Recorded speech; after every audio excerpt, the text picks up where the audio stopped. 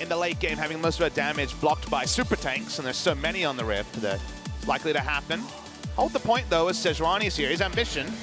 Yeah, looking for that ultimate onto Aiming. Nice positioning by Tushin, trying to block as much as possible, but it's just not enough. Comps are pretty similar as the game goes on. A snowball game is expected.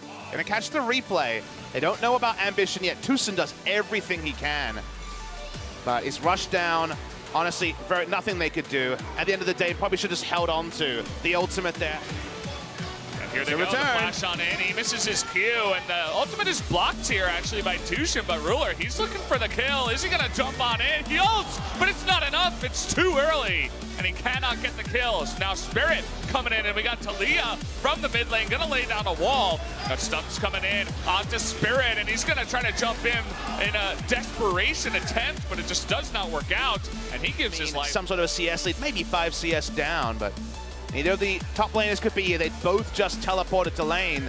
Ambition goes for the ultimate. And once again, Tushin in a hero position to try to answer early kills. Ruler couldn't get that last auto attack to kill off the Talia. The Callisto. You baited into thinking that this is going to be Spirit going for the dunk, but they can turn onto him easily. They have the teleport. The health bars are still high. Spirit gives up his life now. And because of this loss of pressure bot lane, yeah, definitely is. You notice that they have 3 control wards now, but Kuro is going to be spotted this time. And they even have Ambition nearby, who actually just runs straight into Kuro. The wall comes down, but there's a fight in the brush here. In comes Crown now, but he's going to be dunked. Stopwatch coming in. Tushin, they're going to try to stun him down. Saya with the big stun, and they do get him. 5 members of Afrika grouping up, and he's going for the charge as well. Keen once more. He wants to bite off as much as possible. A flash on in from Tushin. He's going to get Core JJ out of position. That's going to be 2 kills now. Talking about the vision, because at the time when I started the point, Afrika didn't have vision bot line. They move it there. There's a vision advantage for Ambition as the Weaver's Wall goes down, but they end up behind the play because Spirit was slightly off screen, channeling the Rift Herald. Then they turn, Crown is exposed, teleported onto a ward. He's taken down. Nothing he can do in the front line after he came in. And then KSV have to respect Ruler onto the Rift Herald. There's no ability for him to collapse, so they're always going to outnumber. That's why this re-engage by Afrika, first by Tushin, then by Keen, is so smart, because there's a huge to be amused by. Well, it just nopes Tushin away with the blasting plant there. Okay, well, looks like we're going to have another engage as Ambition is coming over. They are going to engage here onto Tushin, but the Fate Skull comes through, and the re-engage from Afrika. They're trying to kill Ambition, and they will get him down. Just one turret of the game are Afrika Freaks, and KSV are a step behind the play after running the play for the first 10 minutes. They're looking to engage now onto Keen here. They get the knock-up onto Kuro, but he has a huge front line in both Spirit and Keen. Notice the decimating smash and the seismic shove, still getting everybody into position, but the flash forward from Ruler is not going to be enough, and he almost gets his team in trouble. Juve getting incredibly low. But for now, at least, being very passive, and Afrika, you can tell, itching to start a fight. Yeah, they're trying to force this here on a Core JJ. There's the Weaver's Wall, but it brings 3 members on the side. But look at Ruler, you were talking about this, and now Aiming getting low. Spirit trying to disengage with all his might, and everybody on Afrika in a bit of a forced engage, trying to get out of there, rather. They do blow the flash here on Ruler, but higher health totals on the side of KSV so far. Keen was able to interrupt the ultimate by QV. So ult for ult trade there. Afrika re-engage, this time onto QV. He doesn't really have anywhere to go, and flash for flash, and 5 members trying to get in there, but a fail engage from Tushin, but there's the seismic shove, getting Crown in position. Core JJ getting low too.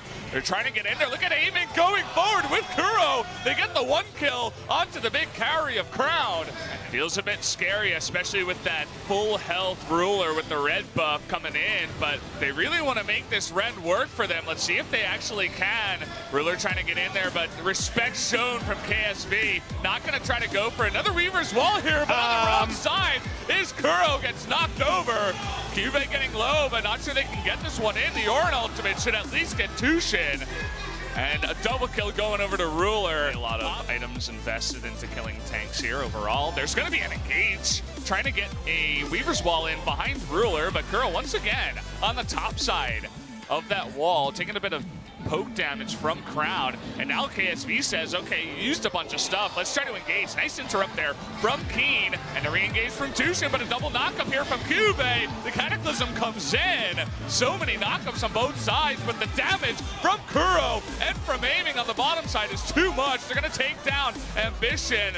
And KSV and KSV still very, very low. Crown, the one guy in the front, trying to go 1v4. Ruler not really getting close enough. Zonya's going to be popped. Ruler can't auto anyone. Yeah, look at Kuro just zone him out the entire time on that Talia.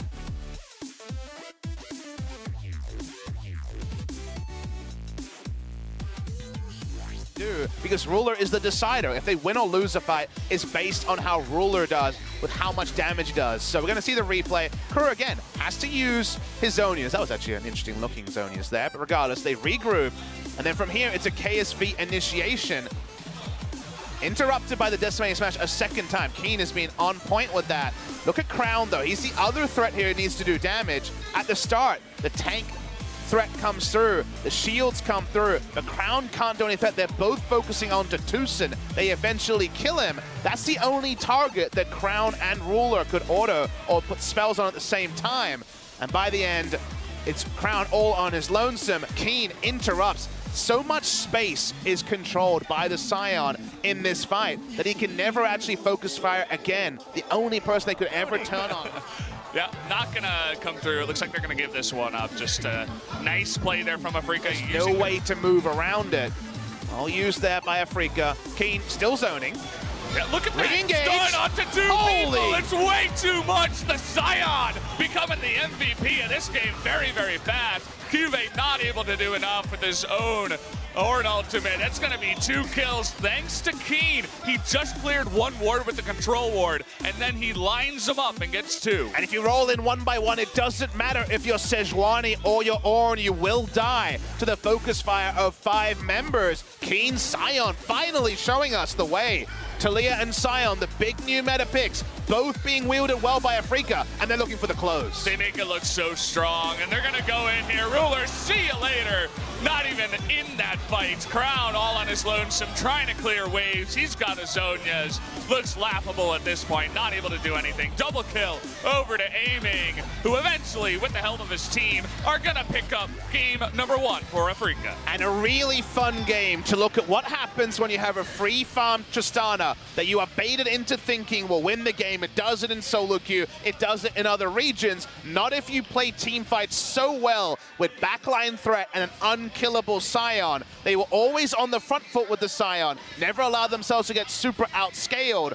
And the Rise, unfortunately, could never free auto onto the same member. Tucson died gallantly time and time again, while the rest of the members of Afrika were able to win with fights. That was a really good performance by the Afrika Freaks. And KSV will feel hard done by, but the VOD review from that one, I think, will be beneficial for everyone. Fans, analysts, and the teams alike, because it was a close game, but when it came to the intangibles, the 1%ers, Afrika were doing them in almost every fight, and KSV was struggling.